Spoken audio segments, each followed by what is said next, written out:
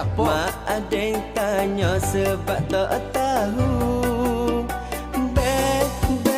Yo. Sini kau bandar di Kelantan kita. Yo. Orang Tina comel-comel bandar pun boleh teh comel latih. Banyak kelebihan. Mari kita gi jalan, gi jalan, gi jalan. Mari abe nak tolong tirai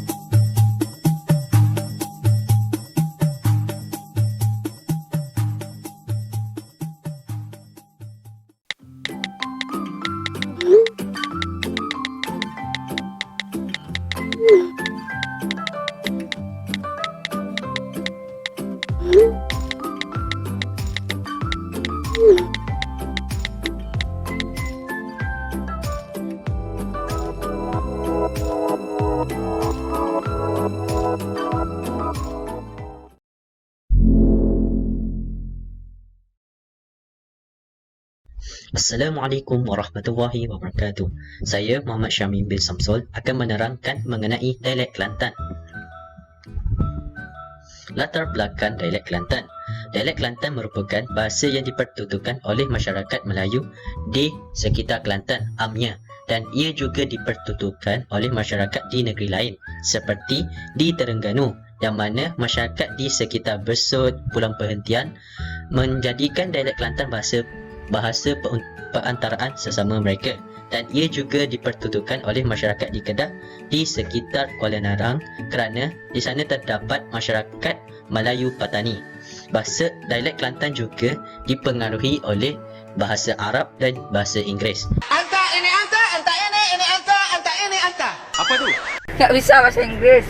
Untuk mengetahui lebih lanjut mengenai dialek Kelantan, okey, kita ke slide seterusnya. Okey, untuk ciri fonologi pertama iaitu perkataan yang berakhir dengan an, am dan an, yang mana dalam bahasa Melayu Parawayan berakhiran dengan am, an, dan ia akan diakhirkan dengan huruf i apabila ditukarkan kepada bahasa Kelantan. Contohnya iaitu ayam, yang mana diakhirkan dengan huruf am, yang mana orang Kelantan menyebutnya sebagai ayam. Aje kio. Aje gapo? Aje ayu teh. Halo. Aje kapung. Yang benda ini berlaku kepada semua jenis perkataan yang mana diakhirkan dengan am, an dan ang. Okey, jom kita saksikan ciri fonologi seterusnya, iaitu perkataan yang berakhir dengan AOE, yang mana kesemuan perkataan ini apabila ditukarkan kepada bahasa Kelantan, ia akan sebutan akhirnya akan menjadi O. Contohnya seperti baka, yang mana dalam bahasa Melayu Kelantan ia disebut sebagai bakok, dan seterusnya. Untuk contoh seterusnya adalah perkataan yang bersabdu. So, perkataan yang bersabdu ini menerangkan lagi perkataan tersebut dan situasi perkataan tersebut, iaitu seperti rupuk makan kambing, yang mana ia menerangkan keadaan di mana rupuk itu dimakan oleh kambing, bukan rupuk makan kambing. Itu adalah perkataan yang mana dengan adanya sabdu, ia memberi gambaran bahawa perkataan itu memberi maksud yang berbeza sekiranya ditafsirkan. Okey, untuk seterusnya adalah bunga bahasa. Bunga bahasa ini sering digunakan oleh masyarakat Kelantan untuk memberi penjelasan yang lebih terperinci mengenai situasi yang berlaku. Contohnya, apabila seseorang itu terkejut, so orang Kelantan akan menyebutnya sebagai ya bot teh. Ya bok. So ia menunjukkan situasi di mana seseorang itu terkejut, atau orang luar terkejut akan menyebut opocok atau ops, yang mana perkataan lain juga menerangkan situasi yang pertama. Contohnya gelenyatek, yang mana ia bermaksud miangnya, yang menerangkan keadaan seseorang lelaki yang bersifat miang. Okey, untuk lain-lain kata iaitu kata penguat. Kata penguat ini sering digunakan oleh masyarakat Kelantan untuk memberikan gambaran yang lebih jelas mengenai sesuatu benda. Contohnya, sekiranya seseorang itu minum air yang sangat manis, so jadi dia akan menyebut memberi gambaran bahawa contoh ayat ialah manis leting. Ali tadi dia minum air ais lemon tea yang manis leting apabila ditranslatekan dalam bahasa Kelantan. Dan ia juga berkait rapat dengan rasa dan warna, yang mana kita dapat lihat pada contoh ini kesemuanya menerangkan sesuatu sifat dengan lebih jelas seperti manis, masin, pahit, masam, tawar, putih, hitam, biru dan seterusnya. Okey, istilah yang biasa menjadi salah faham di kalangan orang luar Kelantan apabila orang Kelantan menuturkannya. Contoh perkataan ialah selalu, yang bermaksud terus. Contoh ayat ialah gi buat lalu kerja tu, yang bermaksud pergi buat terus kerja tersebut, yang mana orang luar berfahaman bahawa selalu itu adalah perkataan yang berulang berlaku, tetapi perkataan ini menerangkan bahawa perbuatan tersebut dibuatkan terus. Untuk lain perkataan, contoh lain ialah rajin, yang bermaksud pernah. Contoh ayat ialah aku rajin pergi sini, yang bermakna aku pernah pergi ke sini, bukan rajin bermaksud sifat seseorang itu yang rajin. Itu adalah antara perkataan yang sering menjadi salah faham dalam masyarakat luar Kelantan apabila dipertuturkan oleh mereka. So, sekian, terima kasih. Ini saja daripada saya mengenai dialek Kelantan. Sekian, terima kasih.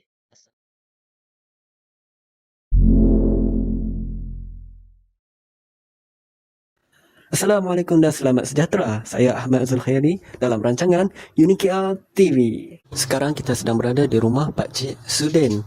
Assalamualaikum Pak Cik. Apa khabar? Sihat ke? Waalaikumsalam, sihat je. Masuk-masuk. Okey, terlebih dahulu saya akan perkenalkan siapa Pak Cik Sudin ni. Nama penuh beliau adalah Haji Syamsuddin bin Zakaria bin Abdullah bin Omar bin Cik Had bin Ibrahim. Panjang tu nama tu. Tak ada, lebih-lebih je kamu ni. Memang keturunan Pak Cik Sudin ni ada kaitan dengan Arab ke macam mana? Sebab memang macam ikut nasab Arab tu. Panjang nama. Sampai 3, 4, 5 generasi tu. Kepada semua penonton Unikat TV di luar sana, di sebalik nama nasab yang panjang dan unik ni, terkandung sebuah sejarah lama yang dikatakan berkaitan dengan sejarah kerajaan Patani dahulu kala. Betul tak Pak Cik? Cuba ceritakan macam mana. Baiklah, segalanya bermula pada Tok saya yang Tok Ibrahim tu. Diceritakan dari mulut secara bergenerasi sampai ke saya kini. Dikatakan Tok Ibrahim seorang bangsawan yang pernah hidup pada zaman kerajaan Patani dahulu. Yang ramai tak tahu adalah orang yang Siam yang ada dekat tanah Melayu Malaysia ni bukannya Siam tapi Patani. Ada perbezaan di situ. Pakcik rasa kenapa orang kini memanggil orang Patani yang datang dari Patani ke Perak, Kedah dan Kelantan dikatakan Siam Perak, Siam Kelantan, Siam Kedah. Padahal mereka orang Patani. Pakcik rasa kenapa? Ada sebab? Yang pertama sekali tentulah sebab daerah yang dahulunya kerajaan Patani ada Naratiwa, ada Sokla, ada Patani. Dan kini kan mereka dah dijajah. Pengaruh kebudayaan Siam tu sendirilah. Patani, daerah-daerah Patani di bawah kerajaan Patani dahulu kan dah mula diserang oleh Siam, tentera Siam. Sejak tu, segala kebudayaan Thailand dah diserap masuk sikit demi sikit ke warga Patani. Sebagai contoh, makanan, tarian, cara pemakaian, agama, pertuturan. Okey Pakcik, soalan seterusnya. Boleh tak Pakcik huraikan perbezaan dan persamaan yang ada pada orang Melayu Kelantan dan orang Siam Kelantan sama ada dulu dan kini? Dan boleh tak macam kaitkan macam mana dua pihak ni berasimilasi? Asimilasi canggih lah. Sejujurnya orang Siam Kelantan ni minoriti je. Memang orang tak nampak sangat pun. Yang paling ketara adalah orang Melayu Kelantan lah. Dan persamaannya Melayu Kelantan dengan orang Siam Kelantan ni, kita kira dululah semua sama. Maksud saya banyak yang sama. Aspek perbezaan yang paling besar, paling ketara sekali adalah aspek agama lah. Bila berkaitan dengan agama, aktiviti mereka yang saya cakap ada nilai kesamaan tu jadi berlainan. Contohnya kalau bab pakaian tadi, pakaian mereka harian sama lebih kurang, hampir sama. Tapi bila mai kepada aktiviti keagamaan, contohnya mereka nak semayang tu, pakaian mereka lain. Okey, nampak? Tu perbezaan lah. Sama juga dengan makanan. Makanan mereka kadang-kadang hampir sama. Tapi bila bab macam keagamaan, perayaan yang ada unsur keagamaan, kebudayaan, maka makanan mereka tu ada tambah yang tak halal, ada tambah arak macam tu, ada tambah tapai yang level dia lagi lebih daripada tapai yang kita hari ni. Macam tu. Sama juga kalau contoh mereka kalau macam ada juga terdapat juga segelintir yang masih mempercayai bomoh. Itu je. Disebabkan aspek agama ada sedikit perbezaan di situ. Ada juga yang macam yang Ahmad cakap tadi, ada yang berasimilasi walaupun mereka minoriti, tapi kebanyakan mereka dah ada pengaruh Hindu Buddha tu. Walaupun mereka ada pengaruh Hindu dalam agama mereka, tapi ada yang berasimilasi dengan warga tempatan Dan semakin lama semakin mereka menyerap unsur keislaman tu. Ada yang mereka memeluk Islam dan sebagainya, melalui perkahwinan, melalui pergaulan dan sebagainya. Kesimpulannya, tak kira lah darjat apa pun, tak kira lah keturunan apa pun, kita ni sama aja. Tak kira lah aku darah Kedah, aku darah Kelantan, aku darah Siam Kelantan, aku Kacuk ni, aku Nyonya, aku ni keturunan Tengku, aku keturunan Said, aku keturunan Sharifah dan sebagainya. Tak kira lah mana-mana pun. Sepatutnya apabila kita berbeza ni, kita makin menghargai persamaan. Kita berasimilasi dan kita mengekalkan keharmonian tu. Dalam pada masa yang sama, kita kena mengekalkan juga etnik kita, suku kita. Contohnya, kita kena bangga juga kita ni orang Kedah, orang Melayu, orang Bugis, orang Kacuk British dan sebagainya. Sebab cuba bayangkan, kat dunia ni ada orang Melayu je, muka sama, warna betul-betul sama, cakap sama. Kita lama-lama akan rasa bosan, tak? Kita tengok kawan kita tiap hari kelas yang sama, muka sama, semua sama, cakap sama, kita rasa bosan. Jadi bila ada perbezaan ni, kita makin ada sifat ingin tahu dan semangat untuk kekitaan tu. Kita walaupun kita berbeza, tapi kita boleh teguh bersama. Pasal tu juga kita dah cakap banyak lagi. Sekian.